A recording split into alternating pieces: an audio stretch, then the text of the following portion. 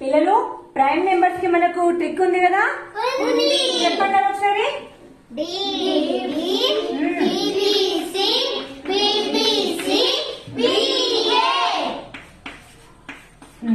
ఇక్కడ ఏ అంటే ఏంటి?